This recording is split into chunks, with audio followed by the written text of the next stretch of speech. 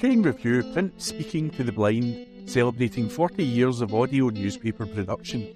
Welcome to this week's edition of the Glasgow Times Podcast, recorded in the Bishop Briggs Media Centre by our amazing volunteers.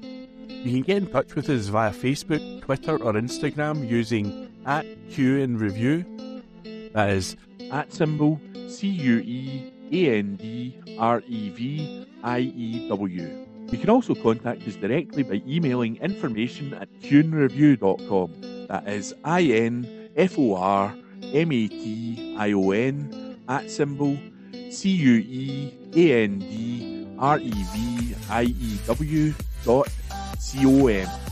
or by calling 0141 772 3976.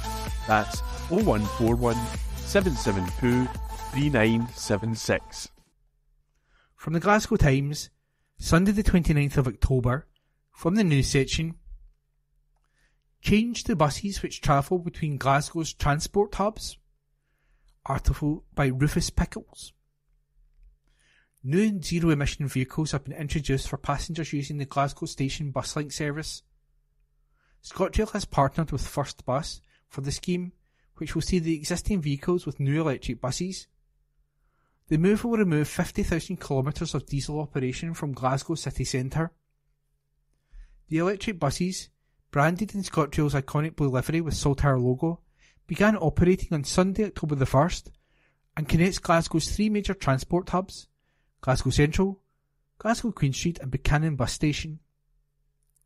David Lister, ScotRail Safety, Engineering and Sustainability Director, said, ScotRail is proud to lead the charge in providing greener and more sustainable transport options. Our partnership with First Bus to introduce new electric vehicles on our station bus link service represents a bold step towards cleaner air and a more sustainable transport network. He added, as Scotland's railway continues to work on its wider decarbonisation plans, this initiative will make a significant impact on our journey towards net zero.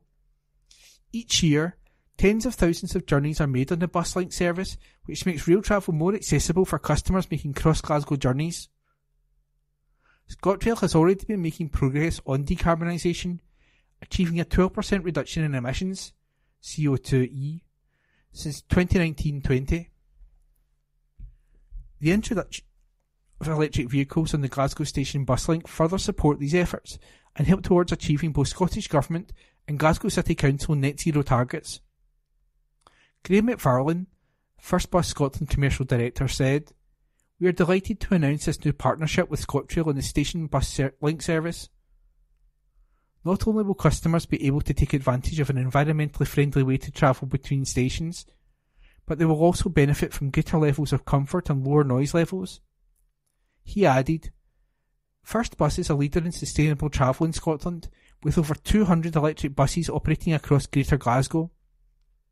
We are incredibly proud to continue increasing sustainable travel options, and I'm sure it will encourage even more people to leave their cars behind in favour of environmentally conscious travel that will help to reduce congestion and improve air quality. And that article was written by Rufus Pickles. From the Glasgow Times, Sunday the 29th of October, from the news section, Glasgow thug threatened to kill police officer with his own baton. Article by Connor Gordon. A thug grabbed a police officer's baton and threatened to kill him with it. John Wardrope, 42, made the remark to Constable Scott Lissett at a property in Glasgow's Easterhouse on July the 23rd, 2023. Wardrope was being restrained and had been papa sprayed before being able to grab the weapon from PC Lissett. He stated, I'm going to F ****ing kill you with this. Wardrope also punched, kicked and elbowed PC Lissett and colleague David Houston during the melee. Wardrope pleaded guilty this week at Glasgow Sheriff Court to assaulting PC's Houston and Lissett. The court heard that the officers were at Wardrope's partner's house after her daughter called the police. Wardrope was stated to have been acting erratically at the time. Agitated Wardrope became hostile to officers and shouted at them. Officers attempt to get him under control by taking both of his arms, when Wardrop bit PC Lissett to his forearms. PC Houston sprayed Wardrop, who is blind in one eye, and a struggle took place. Prosecutor Lauren Donnelly stated that Wardrop punched, kicked and elbowed both officers, striking their bodies several times. PC Lissett drew his baton in order to free Wardrop's arm, which was hidden under himself. Miss Donnelly added, however, Wardrop grabbed hold of the PC Lissett's baton and stated, I'm going to F ing kill you with this. PC Houston was unable to assist as some of the Pava spray went on to him. PC Lissett went on to punch Wardrop and ordered him to drop the baton. Wardrop refused and continues to make threats. Further officers attended to assist and arrested Wardrop before taking him into custody. Paul Mullen, defending, told the court that his client had been coming off heroin at the time of the offence. And that article was by Connor Gordon. From the Glasgow Times, Sunday the 29th of October, from the news section. Matthew Perry's family heartbroken at tragic loss of their son. Article by Marissa McWhirter. Matthew Perry's family have said that they are heartbroken following the tragic loss of their son. The actor, known for playing Chandler Bing on the American sitcom Friends, has died aged 54. Officers from the Los Angeles Police Department responded to a radio call just after 4 p.m. on Saturday for a death investigation of a male in his 50s, the PA news agency understands. In a statement to US publication People, Perry's family said, "We are heartbroken by the tragic loss of our beloved son and brother. Matthew brought so much joy to the world, both as an actor and a friend." They added, "You all meant so much to him, and we appreciate the tremendous outpouring of love." Celebrities have been paying their respects to the actor, with American actress Gwyneth Paltrow remembering Perry as the young man she had met in the summer of 1993. The Sliding Door star, 51, posted to her Instagram page and said, "I met Matthew Perry in 1993 at the Williamstown Theatre Festival in Massachusetts. We were both there for most of the summer doing plays. He was so funny and so sweet and so much fun to be with. We drove out to Swimming Creeks, had beers in the local college bar, kissed in a field of long grass. It was a magical summer. He had shot the pilot of Friends, but it had not aired yet. He was nervous, hoping his big break was just around the corner. It was. We stayed friends for a while until we drifted apart, but I was always happy to see him when I did. I am super sad today, as so many of us are. I hope Matthew is at peace at long last. I really do." Meanwhile, Scottish public figures and Glaswegians have also taken to social media to mourn the star. Comedian Jane Godley shared a photo of Perry, captioning it, "The one where we say goodbye." Singer Amy MacDonald wrote a heartbreaking post which simply read, "Matthew Perry, no." Actor Ross McCall said, "Arguably one of the most iconic characters of my time. Matthew Perry shaped many people's lives through his unquestionable talent, mine included. R.I.P. pal, sorry to see you go." Singer Sandy Tom shared an image of the late actor captioning it, "Rest in peace." Glaswegian politicians were also devastated by Perry's death. Tory councillor Thomas Kerr wrote, "I don't think the death of someone I have never met has hit this hard. His recent autobiography about his struggles with addiction was brutally honest and extremely powerful. Truly heartbroken." Labour councillor Dr. Surya Siddique shared an image of Perry, captioning it, "R.I.P. In a statement, Warner Bros., the entertaining company which made Friends, said, "Matthew was an incredibly gifted actor and an indelible part of the Warner Brothers television group family. The impact of his comedic genius was felt around the world, and his legacy will live on in the hearts of so many. This is a heartbreaking day, and we send our love to his family, his loved ones, and all of his devoted fans." And that article was written by Marissa McWhirter.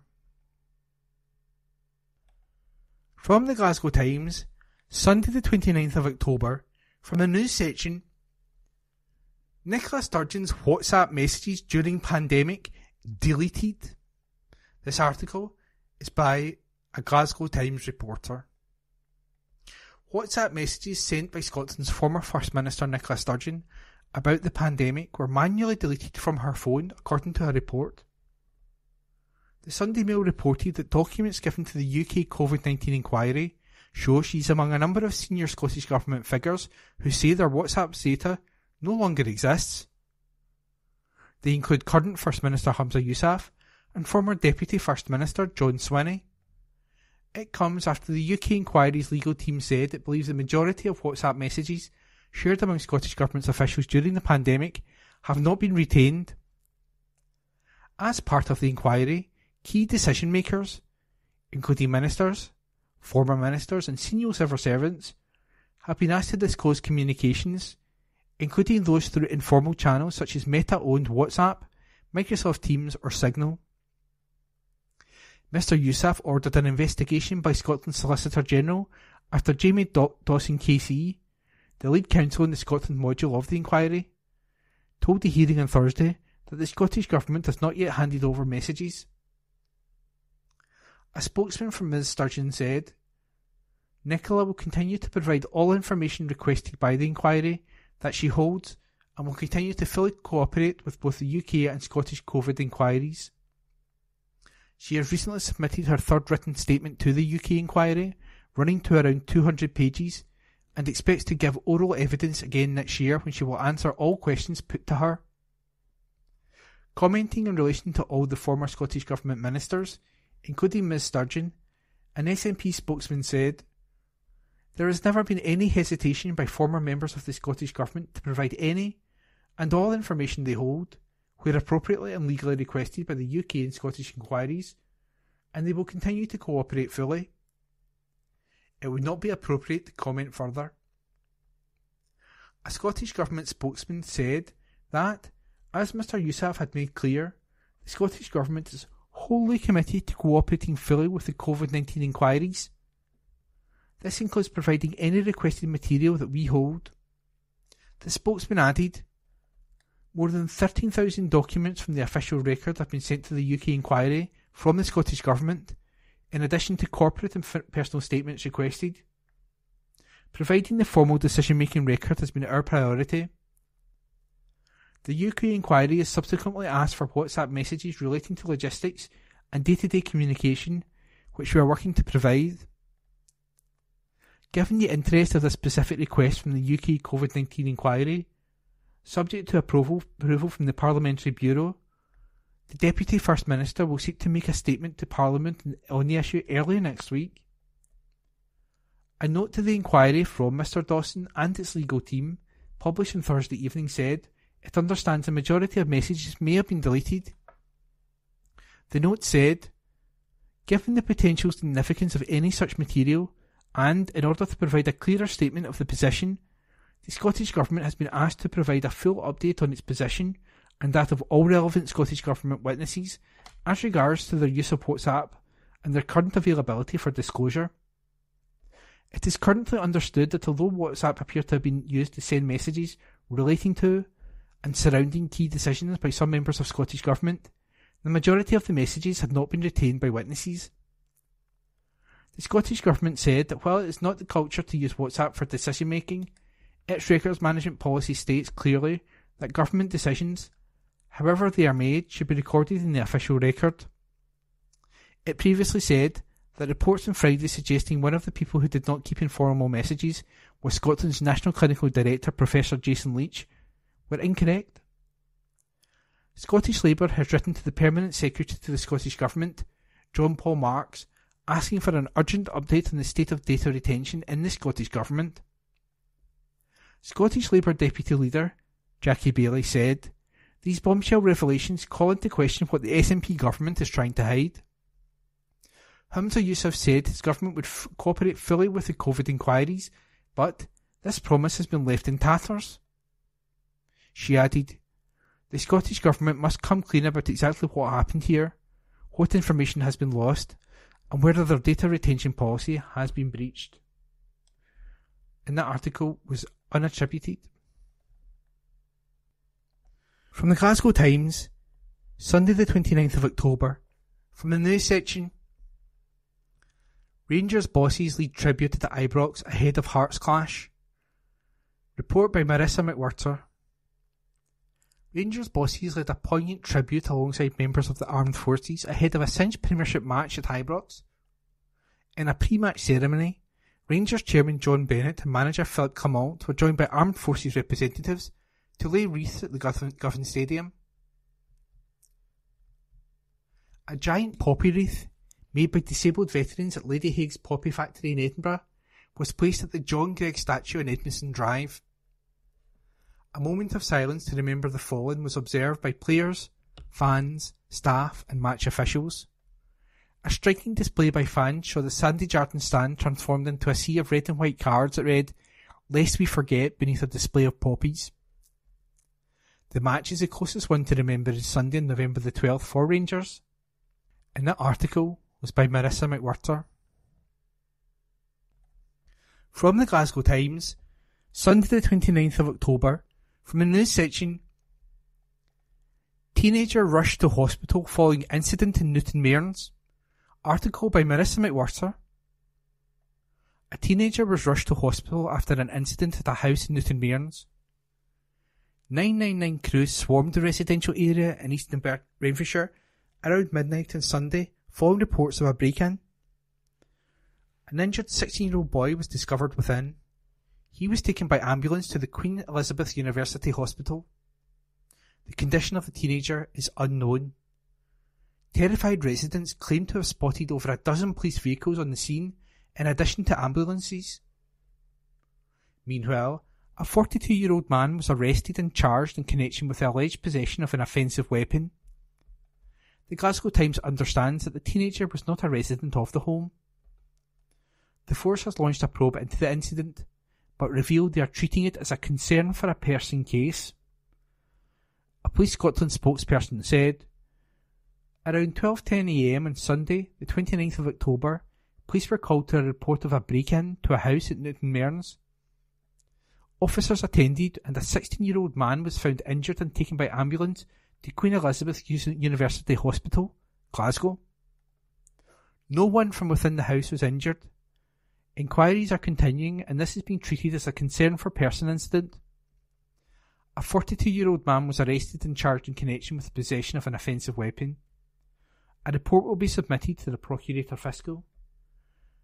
And that article was by Marissa McWhirter. From the Glasgow Times, Sunday the 29th of October, from the news section, women arrested after alleged assault of railway worker at station. Article by multimedia reporter Marissa McWhirter. A woman has been arrested after an alleged attack was carried out on a railway worker. Officers were called to Paisley Gilmore Street railway station on Saturday night amid reports of an assault. A woman was arrested in connection with the alleged incident. The condition of the railway worker is unknown. British Transport Police have been contacted for further information about the incident. A spokesperson for British Transport Police said, a female was arrested at Paisley Gilmore Street railway station last night following a report of an assault on a member of rail staff. Violence on the rail network will not be tolerated and a report will be submitted regarding the alleged offence. And that article was by Melissa McWhirter. Evening Times, October 27. Opinion. Why has the Glasgow Green fireworks display been axed? Asks Stuart Patterson. It is a mystery of our time. Why has the fireworks display on Bonfire Night at Glasgow Green been axed? Was there a secret plot hatched somewhere in the shadows late at night, deep in the HQ of Glasgow life, to kill it off? We may need to get Sherlock Holmes, Hercule Poirot, or maybe even Mystic Meg to find out the answer. For the second year in a row, the event, which was popular with families from the city and beyond, has not been organised with no reason given. It now looks it has been scrapped for good. It has not been held since 2019 after the COVID pandemic. Then COP26 put paid to a big gathering of thousands of people in the park. And Glasgow Life, which organises these events, has said it is not going ahead this year and has no plans to organise a display in future. No specific reason has been given. Is it cost? Has the price of fireworks rocketed? Can the council budget only stretch to squibs and bangers these days?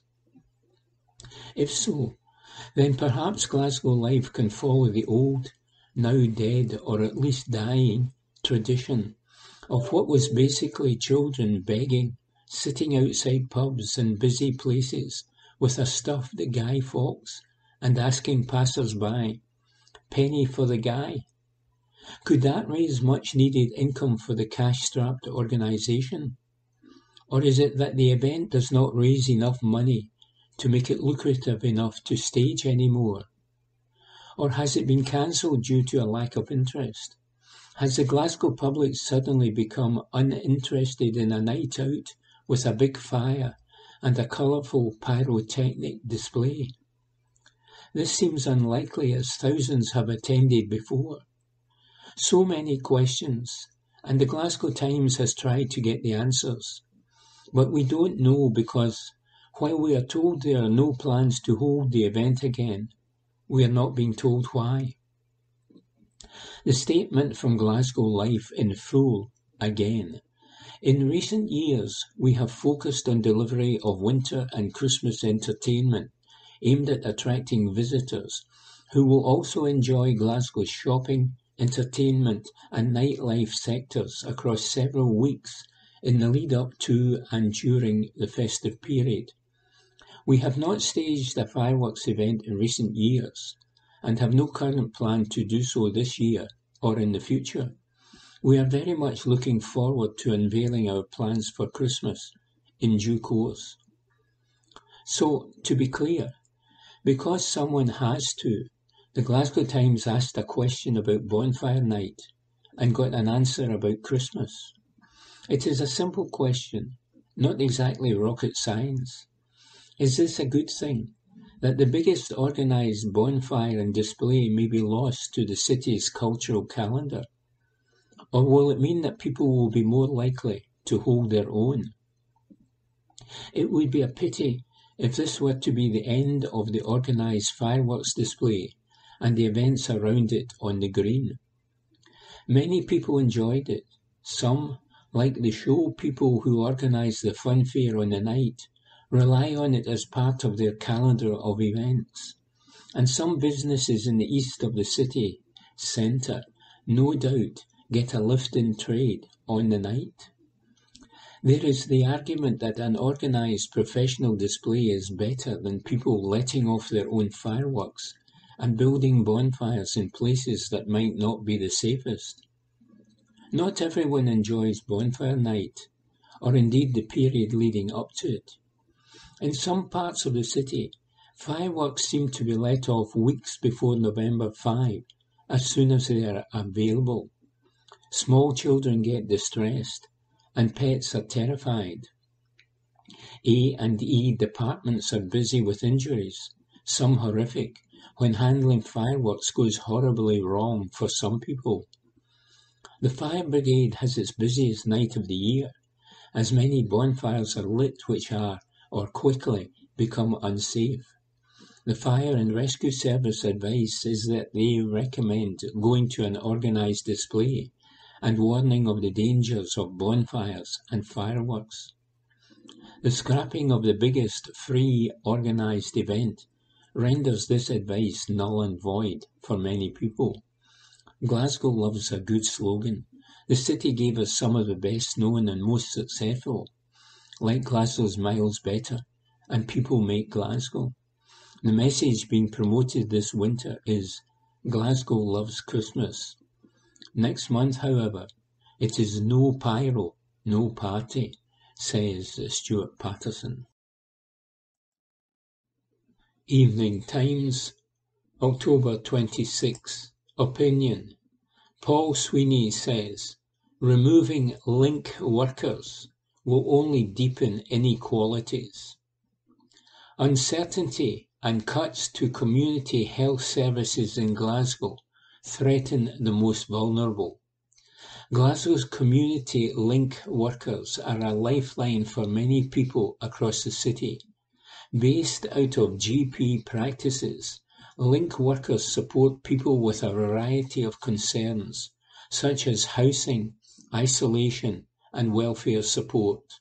They provide essential non-clinical advice to some of the most vulnerable people in our community, freeing up much-needed GP capacity. Link workers are also key to reducing health inequalities, providing preventative support with social issues that could further down the line become a physical health issue. Operating in areas of Glasgow with higher levels of social deprivation, link workers are on hand to prescribe food and fuel vouchers for people going through financial hardship. While the nation is in the grip of a severe cost of living crisis, these key workers could not be more vital. Given all that, you would think that their value would be obvious to the Health Board, the Council and the Government, yet incredibly, their jobs are now on the line. Glasgow's Health and Social Care Partnership, HSCP, says that budget cuts from the Scottish Government will mean the current 70 full-time link worker posts could be cut to just 42 from next April, prompting link workers who picket their most recent HSCP meeting along with their trade union, GMB. Cutting this workforce will be felt most acutely in the most deprived communities in Glasgow and will pile more pressure on the GP surgeries across the city, GP surgeries that have no headroom and are already overstretched. This is simply unacceptable. Health Secretary Michael Matheson just last week suggested that he might be willing to cough up an extra £700,000 to avoid cuts. But this ambiguity helps no one. Link workers faced this same ambiguity last year and are now dealing with more uncertainty for the coming year, with people left worrying if they will have a job in a few months. It is the latest symptom of the short-term funding and planning cycle we have in Scotland, and years of council budget cuts to Glasgow. Unison Scotland is also working alongside other health service unions to stop even more cuts to a further 63 frontline community healthcare posts in health visiting, alcohol and drug recovery services, and older people's services. A strong community healthcare workforce is central to tackling the mental health, addiction and homelessness crisis that affect Glaswegians. It must be well funded and not be viewed as an afterthought. The NHS is already at breaking point. New figures published by Labour at the weekend showed scandalous waiting times, with more than 1,500 Scots waiting for more than 3 years on NHS waiting lists. On top of this, mental health-related delayed discharge has risen over the last 5 years. In 2019, the number of delayed discharges in Glasgow was 847, and in 2022 the number had jumped to 1,057. With such shocking numbers of people awaiting excruciating amounts of time to be seen and to be discharged back into the community, cutting these key community health workers is a step in the wrong direction and risk worsening the crisis in health and social care, and will only deepen the health inequalities that have plagued our city for too long, says Paul Sweeney. Evening Times, October 26. Lifestyle. George Square redesign. More trees, grass and statues moved. Report by Stuart Patterson. New plans for a George Square redesign are about to go before the public before anything is approved. The revamp includes more grass, more trees, and some statues moved to new locations around the square. The proposal for the city's most famous public square is being submitted as a planning application next week. After it was decided the square should be redeveloped, people were asked what they currently use George Square for and how they would like to see it used in the future. One of the changes appears to be more trees and more green space for people to enjoy. An artist impression image shows the whole square resurfaced and more grass areas both around the Walter Scott Monument in the centre of the square and in between the monument and the cenotaph to the east of the square. The closure to traffic on the east and west sides of the square would remain in place, and trees planted at the west side. The monument and the cenotaph would remain untouched by any plans, but other statues could be moved to new positions in the square. The statues of Queen Victoria and Prince Albert on horseback, currently at the west side of the square, would be moved to a new position outside the city chambers on the opposite side and would be positioned so they are facing towards each other. New long bench seating would replace the current benches to allow more space for people to sit. The square would not be completely closed to traffic, and vehicles would still be able to use the north and south side. A cycle lane would also be installed and more bike racks available. The redesign would link to the plans for the avenues extension in the streets surrounding the square, including Cochrane Street, St Vincent Place and North Hanover Street. Once the planning application is received, there will be 28 days for the public and interested parties to make comment on the design plan, expected to be during November and December, with a final decision expected possibly next spring. Work would then start the following year and be completed by 2027. The Council said that the opinions of people throughout the engagement process of recent years have helped shape the proposal.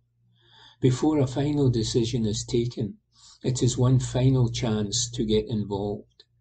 Historic Environment Scotland will also have a role in reviewing plans as aspects of the square have heritage and historical significance.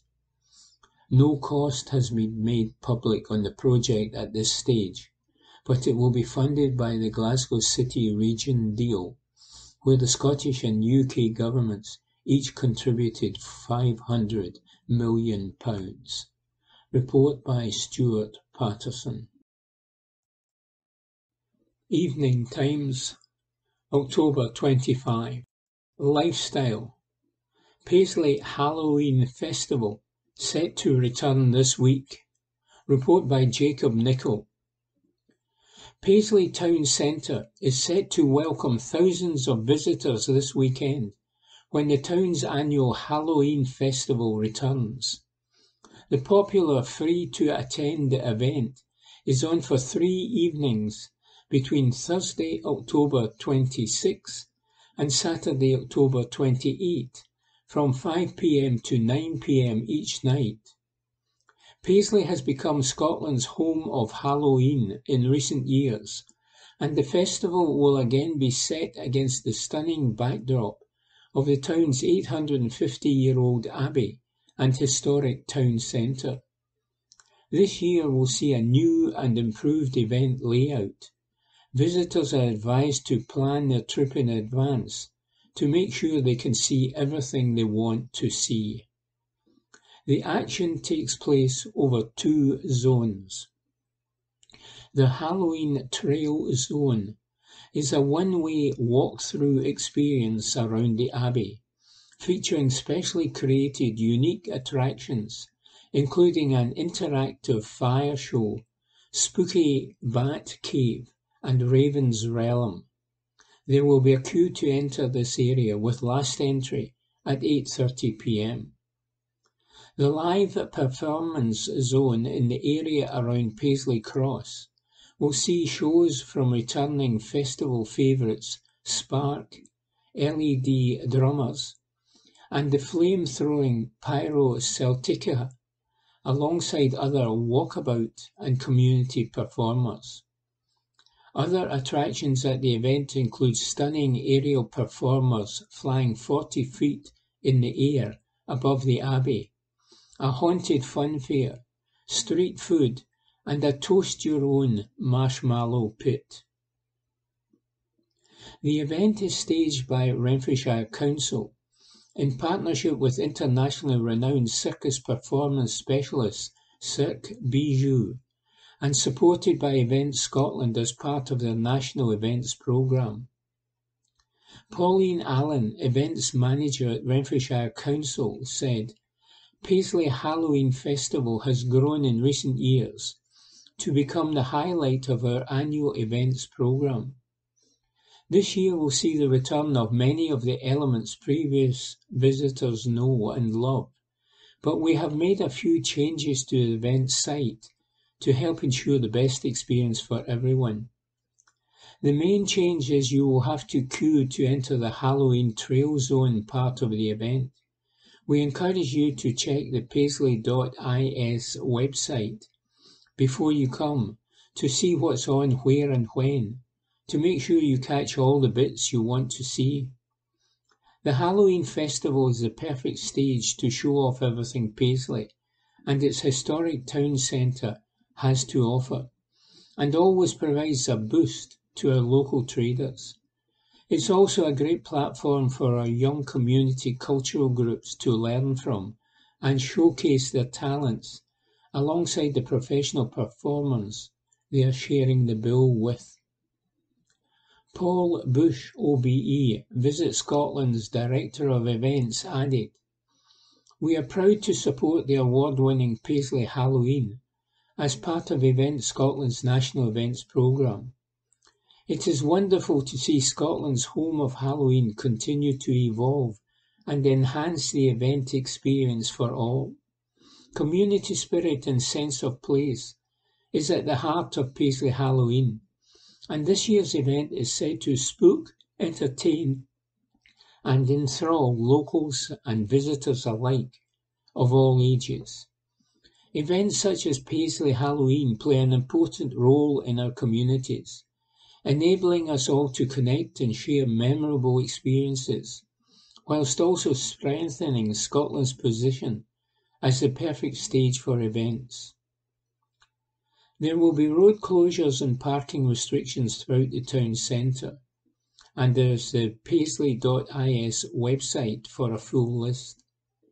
Parking will be available around the town centre with additional event parking at West College, Scotland, and Paisley Grammar School. The event has been designed to be accessible. Parking for those with blue badges will be available at Council Headquarters at Renfrewshire House. Enter via the back entrance at Mill Street.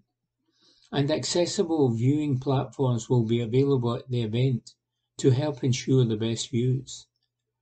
The Halloween Festival tops off a busy October for Paisley with the Royal National Mod, Scotland's largest celebration of Gaelic language and culture, having just taken place in Paisley's newly reopened Town Hall. Report by Jacob Nichol. Evening Times. October 27. Lifestyle. The story behind Loganair's refurbishment of aircrafts. Report by Rufus Pickles. A Glasgow-based airline has launched a multi-million-pound refurbishment project which will involve upgrading aircraft. Loganair hope to future-proof its Embraer 145 fleet and help meet its sustainable goals with the work. The UK's largest regional airline has completed the first jet in the refurbishment programme, which enters service this week. Remaining 12 Embraer 145s will be completed over the coming months. The refurbishment includes upgrading the aircrafts with new navigational systems to fly as efficiently as possible.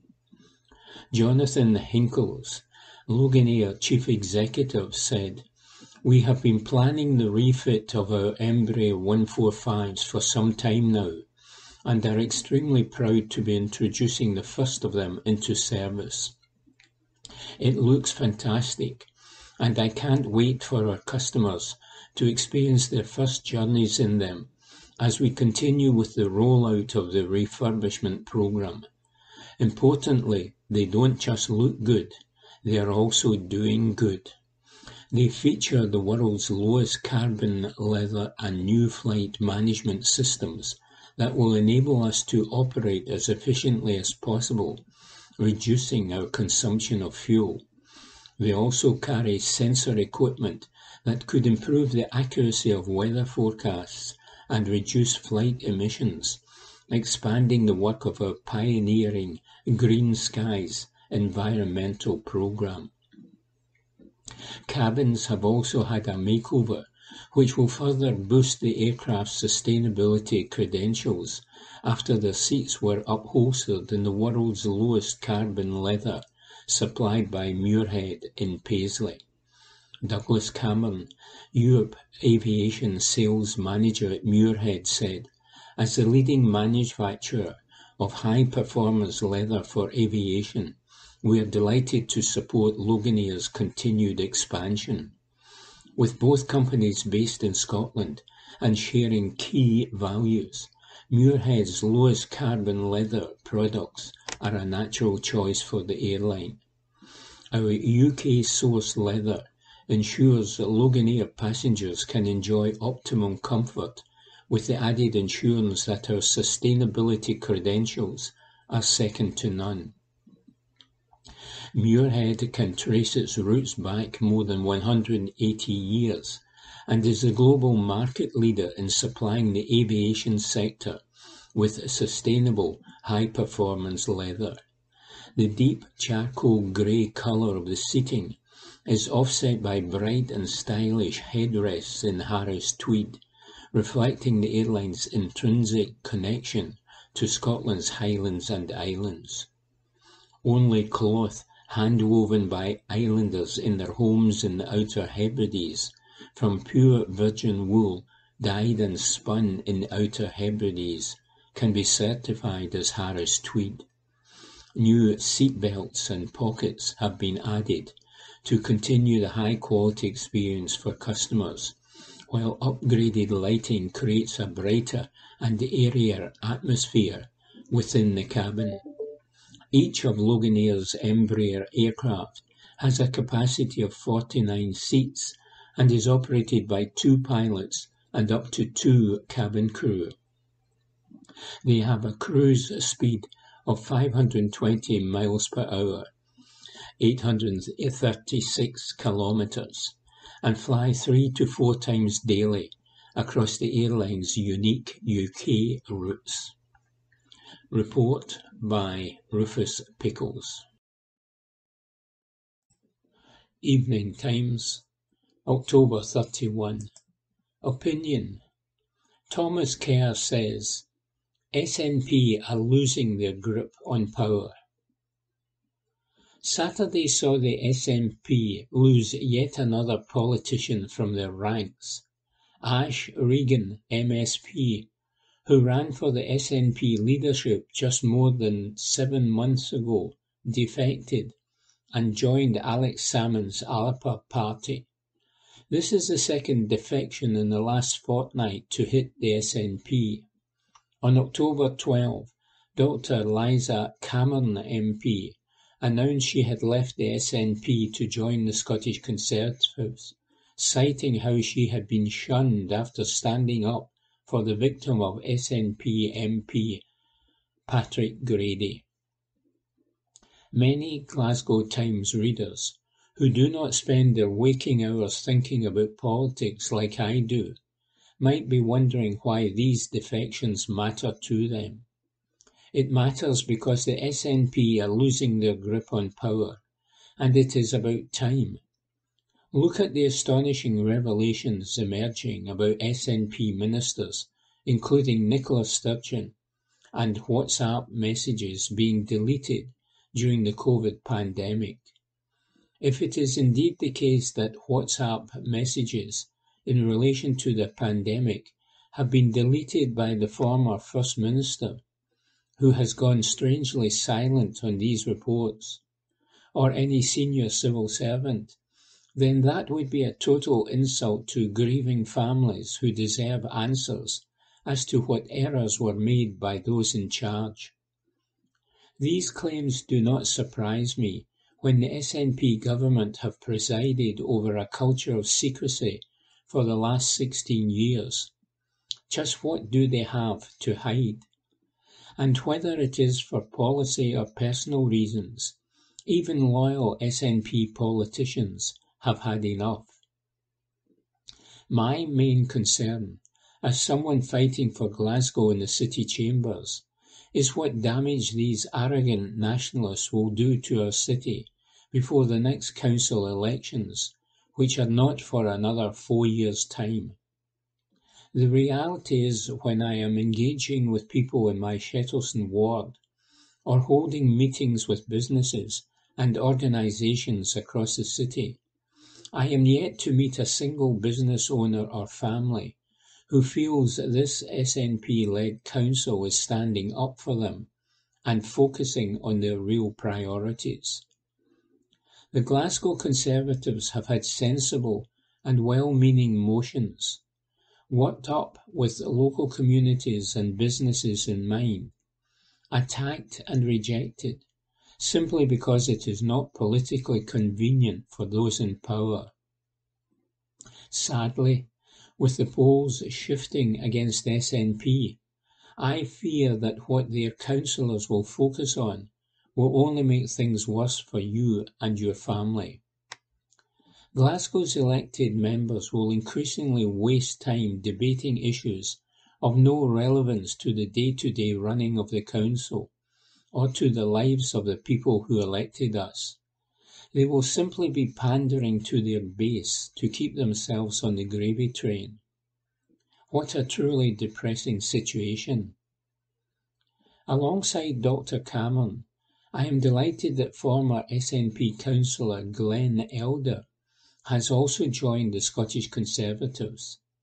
They have recognised that it is the party I am proud to be a part of, who are focusing on the real priorities of Glaswegians and delivering them in a pragmatic way.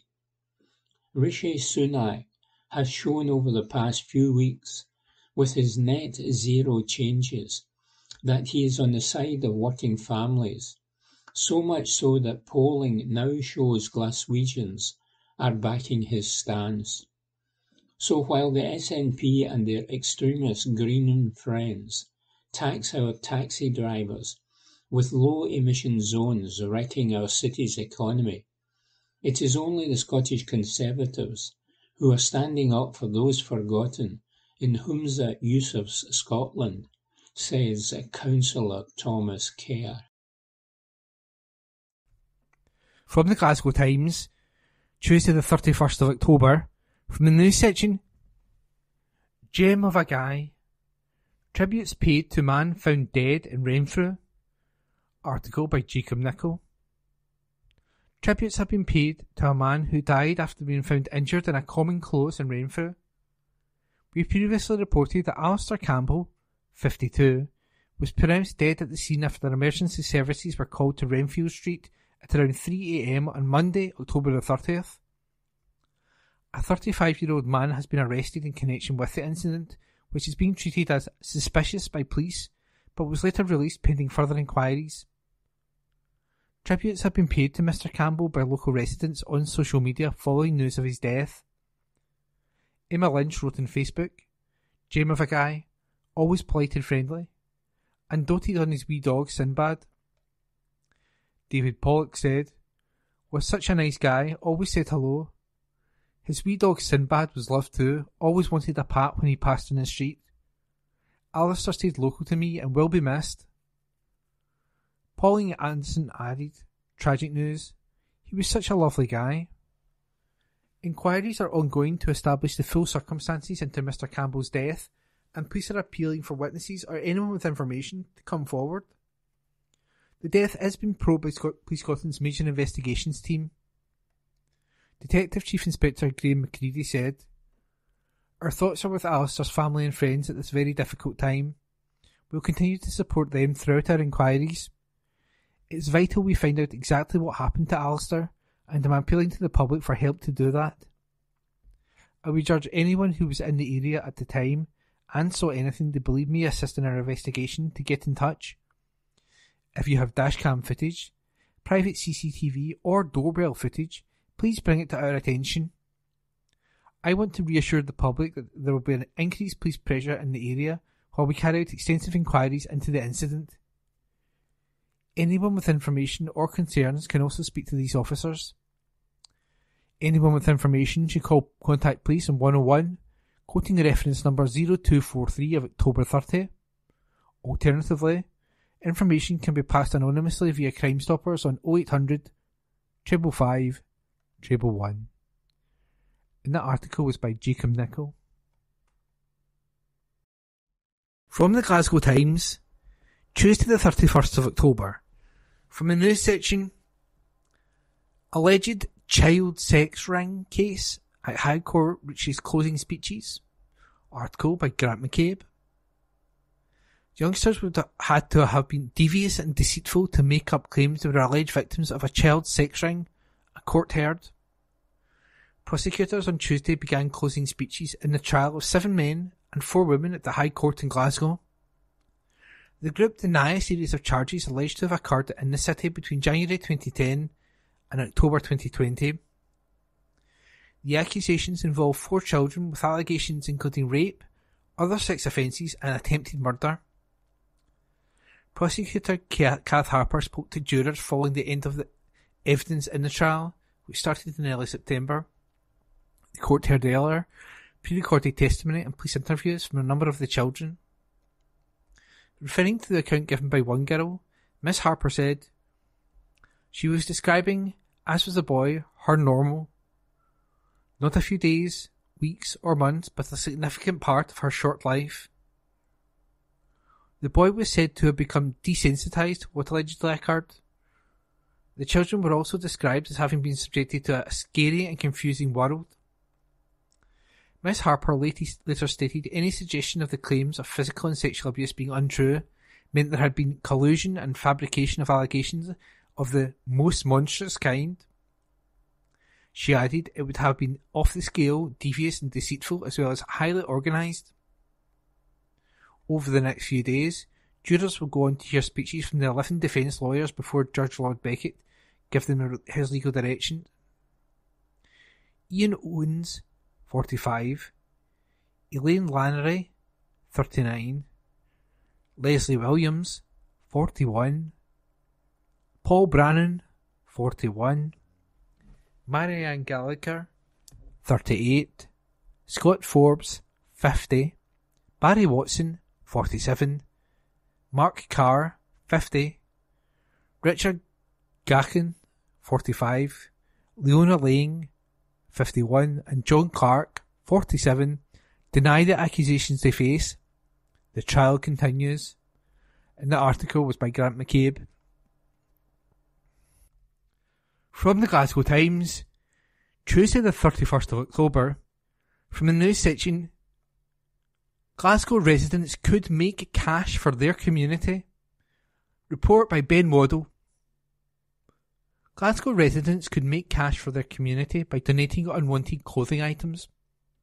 It comes after a partnership between Wheatley Homes Glasgow, which is part of the Wheatley Group, and the Lintel Trust has seen a recycling bank placed at the Sandy Hills larder. Now, tenants in Sandy Hills are being encouraged to recycle instead of throwing out old items.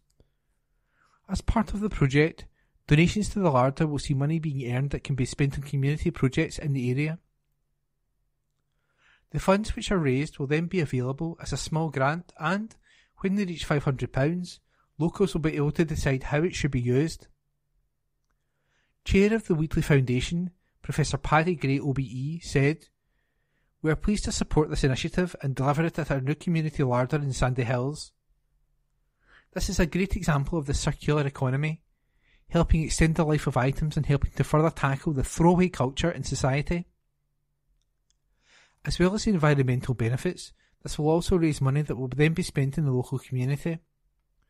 We would encourage our customers in Sandy Hills to donate any unwanted items they have and play a part in raising funds for community projects in the area." Kate Christie, business manager at Lintel Trust, said, "We are delighted that Wheatley is taking part in a reduce, reuse and raise funds project. The replacement of the Lintel Trust recycling bank at the Sandy Hills larder is a great way to encourage local people to raise money by recycling unwanted textiles. Best of all, the money raised by their own positive recycling action will be invested back into the very same community.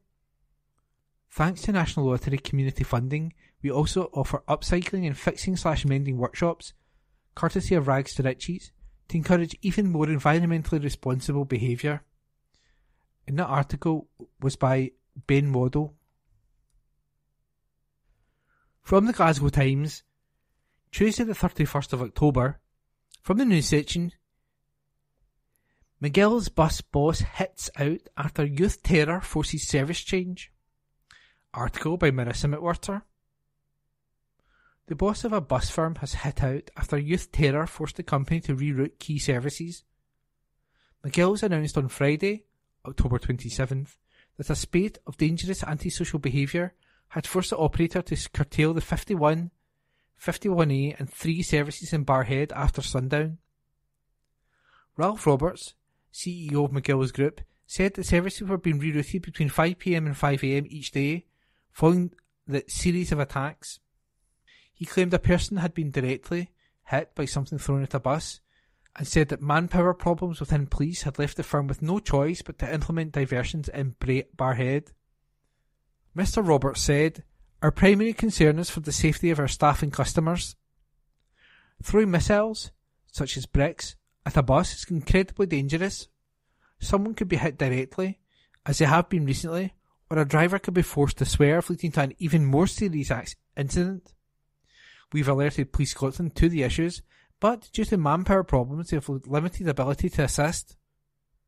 We will keep this situation under review as our operational teams liaise with Police Scotland and the local community. We will reinstate the original route providing we can keep staff and customers safe. To deliver our vital public service, we need law and order to prevail." Local community officer Police Constable Stephen Wallace responded to the spate of incidents but claimed no one had been injured in any of the attacks. He said, "Inquiries are ongoing following reports of antisocial behaviour and vandalism to buses in the Auchenbach area of Barrhead. In recent weeks, there have been a number of bus windows smashed by youths in the area. There have been no reports of anyone being injured. We have been liaising with McGill's buses and our partner agencies to address these issues, and officers are carrying out additional patrols in the affected areas to reassure the public and trace those responsible." Constable Wallace said, "We urge parents, guardians and local communities to support us. If you see this type of behaviour, or youth congregating at bus stops and causing a disturbance, then please report it to us at the time so we can investigate. Information can be passed to officers through 101, quoting reference number 2329 of Sunday, October the 29th, 2023. And that article was by Marissa McWhirter.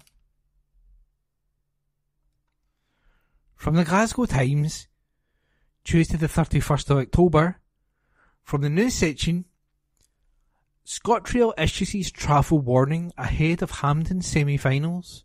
Article by Andrew Stewart. ScotRail has issued new travel advice to fans hoping to watch the upcoming semi-final matches at Hampden this weekend. Hibernian are set to play Aberdeen on Saturday, November the 4th from around 5:15 p.m, while Rangers will take on Hearts on Sunday, November the 5th from around 3 p.m. While the train operator confirmed that more carriages would be added to trains travelling between Glasgow Central and Mount Florida to cope with increased demand, it warned fans of busier services. It stated that fans should plan ahead and allow additional time for travel. Those travelling to Hampden on Saturday have been advised that separate queues will be in operation at Glasgow Central for Hibernian and Aberdeen fans. Aberdeen fans will queue for the services to Mount Florida via the carriage driveway on Hope Street, while Hibernian supporters will queue for services to Kings Park via the main concourse in the Glasgow Central Station. After the match, Aberdeen fans should travel home via Mount Florida, while Hibernian fans should use Kings Park Station. On Sunday, Hearts and Rangers fans have been advised by ScotRail to queue in the main concourse within Central Station. Phil Campbell, ScotRail Customer Operations Director, said, ScotRail is looking forward to helping fans travel to Hampden to cheer on their side in the Men's Scottish League Cup semi-finals. We're asking customers heading to the games to plan ahead and allow for more time for travel, as trains will be busy. We'll be doing all we can to help you to travel to the match as hassle-free as possible, which includes more seats on train services to and from Mount Florida and Kings Park. Queuing systems will be in place before and after matches, so please make sure you know where to go. We have a dedicated webpage with more information, and our staff will also be on hand to direct you. Buying your return tickets in advance through our ticket system on the ScotRail will reduce your need to queue. And that article was by Andrew Smart. From the Glasgow Times, Tuesday the 31st of October, from the news section, woman arrested after cops find £60,000 cash haul inside house. Report by Marissa McWhirter. A woman has been arrested after cops swooped on a house and discovered a major cash haul. Around 4 p.m. on Monday, October the 30th, a team from the Organised Crime Unit acting under a warrant stormed the house on Colston Path, Bishopbriggs. Inside, officers discovered over £60,000 in cash. A 45-year-old woman was arrested and charged in connection with the alleged seizure. She was released on an undertaking and will appear at court at a later date. And that article was by Marissa McWhirter. Glasgow Times News on Monday the 30th of October. Community Hub and Library set to be saved from closure. An article written by Tom Grant. A much-loved Clydebank Community Centre and Library is set to be saved from closure after a well-known local group stepped in to take over the lease. The board at the Antonine Sports Centre in Duntocha will pick up the running of the Glen Head Community Centre and the public library within it. The move comes after the Glen Head was one of 7 community buildings earmarked for closure or handover to local groups as part of Western Bartonshire Council's budget bid to reduce a £21 million deficit in March. Now the Antonine will rent the building from the council and take it under their existing lease, which runs until 2056, as well as look to refurbish the facility whilst creating a new community nursery, health cafe and indoor activity play centre. The new agreement will go before the Council's Infrastructure, Regeneration and Economic Development Committee on November the 1st, and Provost Douglas McAllister, who has been involved with negotiating the new agreement, insisted this was a good thing for the area amid a tough financial landscape. Speaking exclusively to the Glasgow Times, he said, "I welcome this coming to the committee. I see this as great news for Duntocha and for the community of Duntocha. This proposal will breathe new life into the Glen Head Community Centre. The centre is a very old building which is in need of significant investment and significant improvement, and just like many of our community centres in recent times, it's very much fallen into reduced use. I could predict that the future was looking uncertain for the Glenhead Centre as the council looked to review community facilities across Western Bartonshire. To preempt that, I was determined not to let that happen. I didn't want to lose the Glenhead Centre, and therefore I entered into very early talks with Kevin Carlin and with the Board of Trustees at the Antonine. I'm absolutely delighted, after quite extensive discussions and considerations, that they are willing to enter into this lease agreement with Western Bartonshire Council. The Antonine Sports Centre, which is a not-for-profit charity organisation, has been running since November 1980 and says the plan is to create 10 full-time jobs when the new community nursery is up and running and at full capacity. It would be open Monday to Friday for children aged 0 to 5. The new health cafe would open 7 days a week, providing catering to the nursery and the indoor activity play centre, and focus on providing healthy food options at low cost. The indoor play centre would be a soft play-style environment with suitable equipment, a sensory room and space for birthday parties. Again, this would be open 7 days a week and suitable for children up to 12 years. Kevin Carlin, who is manager at the Antonine, said he was excited at the prospect of partnering up with the council if they can see the agreement over the line. He said, "Yes, the Antonine is extremely keen to help save another community centre from closure. We see this rental agreement as being a positive step in the right direction, and we hope we can make that happen." Currently, the Glenhead Centre incorporates a sports hall, meeting rooms and a community library facility.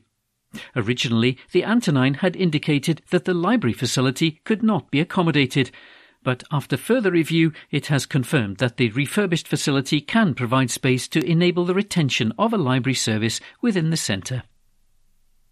An article written by Tom Grant. Glasgow Times News on Monday the 30th of October. Glasgow City Council to order bins with tracking devices. An article written by Sarah Hilly. Council bosses are preparing to place an order for more than 100,000 new grey bins with special tracking gadgets to monitor how often they're emptied and to boost recycling. The budget for the 122,000 bins was £2.9 million, but Glasgow City Council is not revealing exactly how much it will pay due to commercial sensitivity. The wheelie bins would be fitted with RFID tags for curbside homes and are due to arrive by the end of this financial year. It's understood there could be consequences if the right rubbish is not put in the correct bin, and possible delays to bins being emptied until the problem is sorted out. The grey bin contract is recommended to be awarded to a firm called IPL Plastics. Councillors will decide whether the deal should go ahead at a Contracts and Property Committee meeting next week. A council paper to be presented at the meeting says, the contract is for the supply and delivery of 122,000 units of two-wheeled 240-litre dark grey bins fitted with low-frequency RFID chips to be distributed to curbside properties. The purpose of installing the RFID tags on bins is to monitor the level of collections from these bins and identify improvements that could be made to encourage an increase in recycling. The tags will provide information on when the bins were emptied and the location of the bin. It added, the type of waste collected in these bins includes plastic pots, tubs and trays, food tins and drink cans, plastic bottles, cartons, soft plastics and plastic film. The provision of these bins aims to increase the amount and quality of recycling collected and processed, whilst also contributing to the Council's climate target aspirations. The £2.98 million budget for the supply and delivery of the bins has been funded by the Zero Waste Scotland Recycling Improvement Fund. The Council report said the recommended supplier is an accredited real living wage employer, which does not use zero-hour contracts. As well as the grey bins, the Council will also collect paper, card and cardboard in blue bins. It's hoped that the separate bins will reduce contamination, and it's understood a new policy will be rolled out to cut down on waste being mixed up. An article written by Sarah Hilly. Glasgow Times News on Monday the 30th of October. Bus firm axes services for 2 nights after attacks. An article written by Rebecca Newlands. A bus firm has axed evening services 2 nights in a row after attacks. McGill's made the decision to no longer run the 3 and 51 buses to the Offenbach area of Barhead after 5 p.m. due to attacks on their vehicles. They added that the measure was to keep everyone safe. They shared the updates on X, formerly known as Twitter, effective on Friday and Saturday. When asked if this would be a permanent change, the firm said that they would keep customers posted each evening on the status of the services. It comes after we reported that First Glasgow threatened to withdraw evening services 3, 10, 57 and X8 after experiencing a wave of fire-raising attacks on their buses. This move came after a double-decker bus was set alight near Silverburn, resulting in the driver forcing an evacuation of the vehicle. While there were no injuries, the vehicle was badly damaged, and First Bus said it was the latest in a cluster of incidents. An article written by Rebecca Newlands.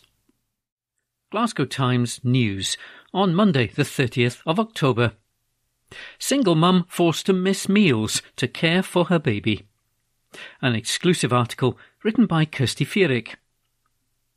A single mum claims she has been forced to skip meals to care for her newborn baby.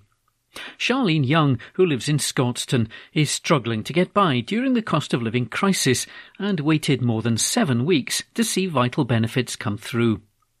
The 37-year-old could not afford basic necessities like a pram or a cot for 4-month-old Priya without her Scottish Child Payment and Best Start grant. The full-time mum told the Glasgow Times that waiting for money while on the breadline left her suffering a breakdown. Charlene said, "I am really struggling with the cost of living crisis, so having to wait weeks and weeks for my benefits is a complete nightmare. There are times I don't even eat because, as a mother, I need to put my child first. I feel like I'm having a breakdown here and getting no help and no support.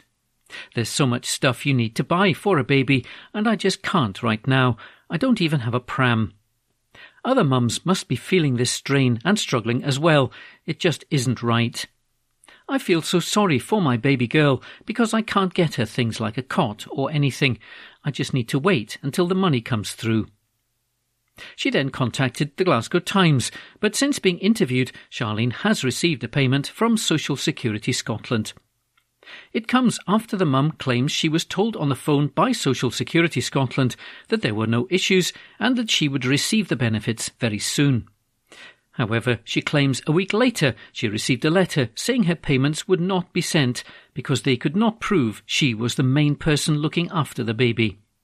She then contacted the Glasgow Times, who asked Social Security Scotland to investigate her case, and were then told things had finally been cleared up.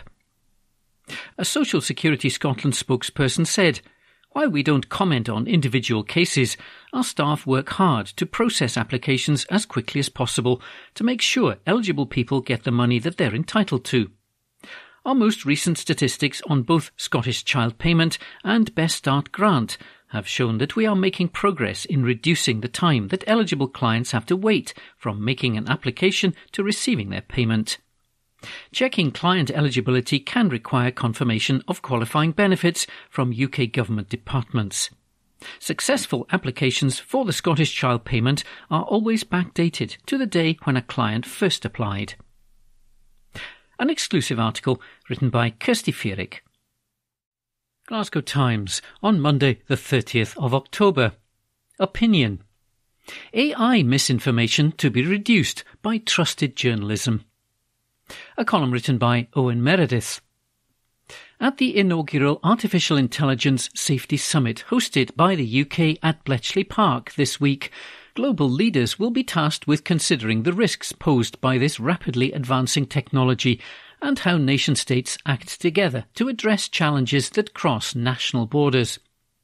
In doing so, we can also celebrate the huge human technological advances that have enabled the development of AI, presenting us all with enormous opportunities.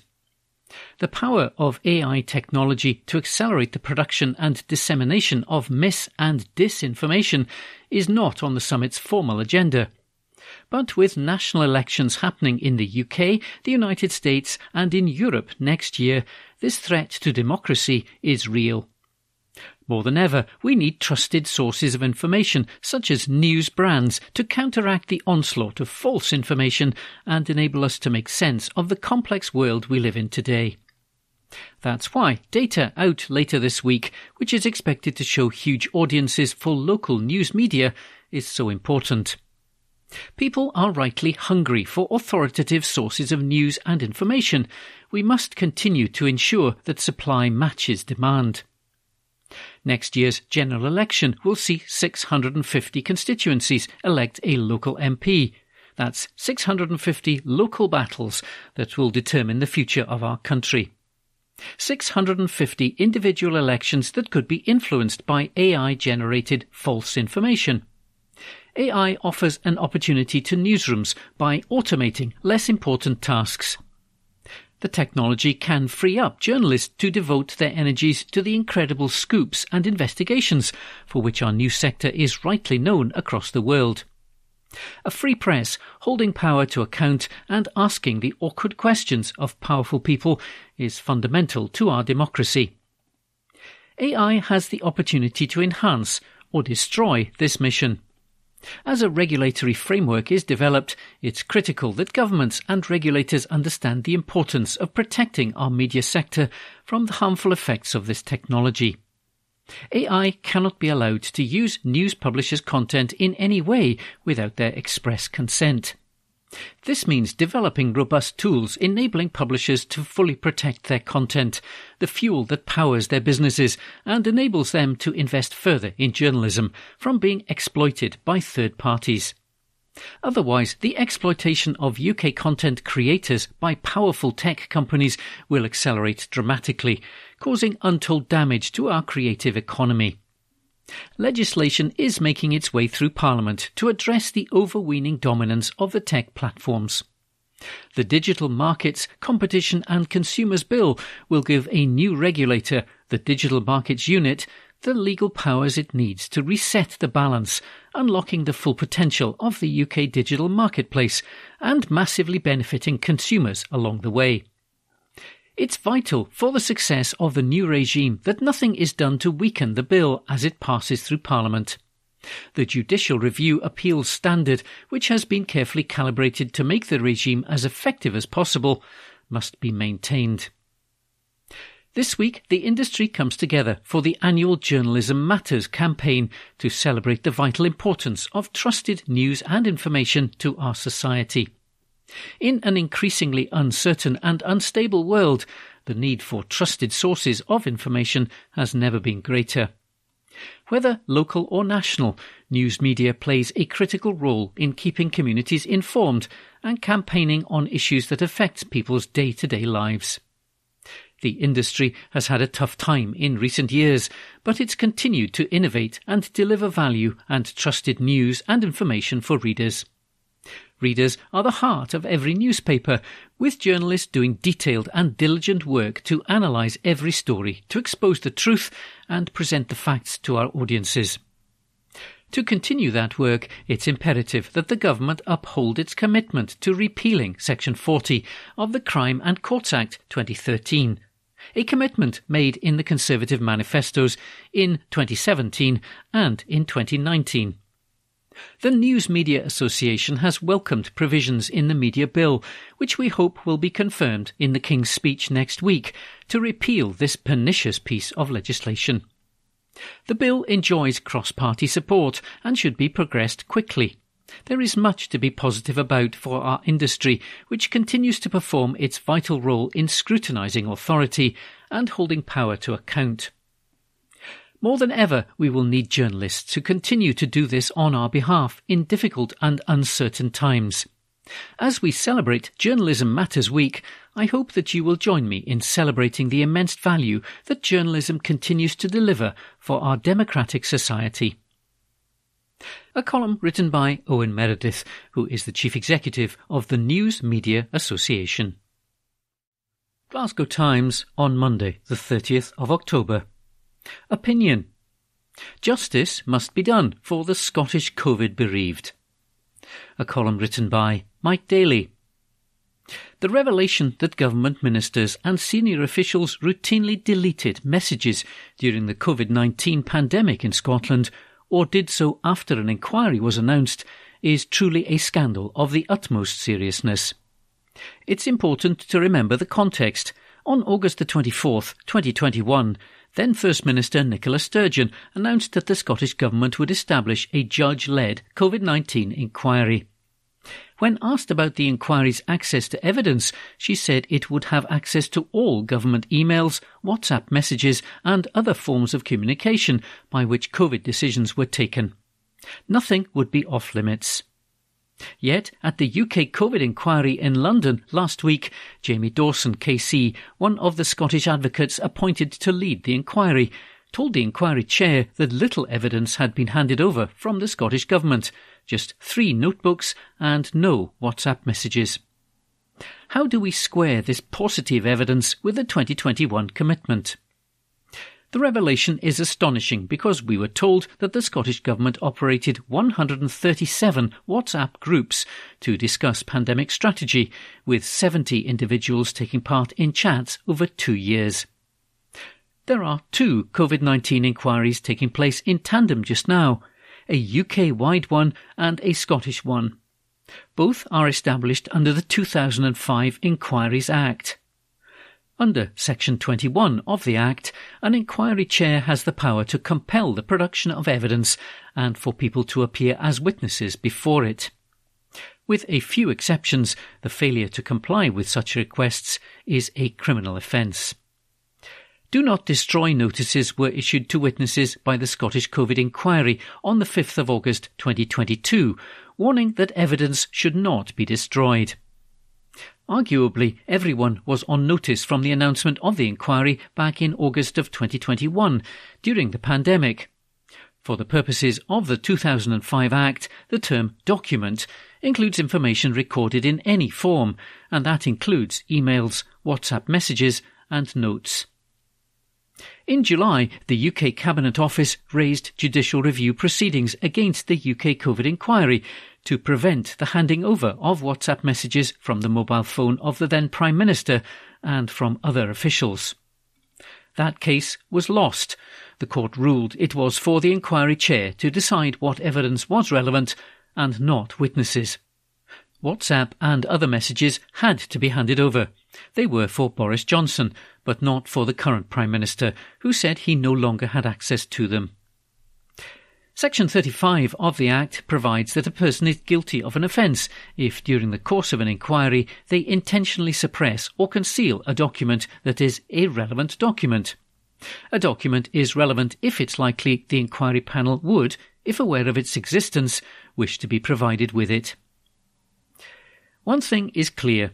The failure to provide any WhatsApp messages from 70 Scottish politicians and officials is on a collision course with both COVID inquiries. When and why were these messages destroyed?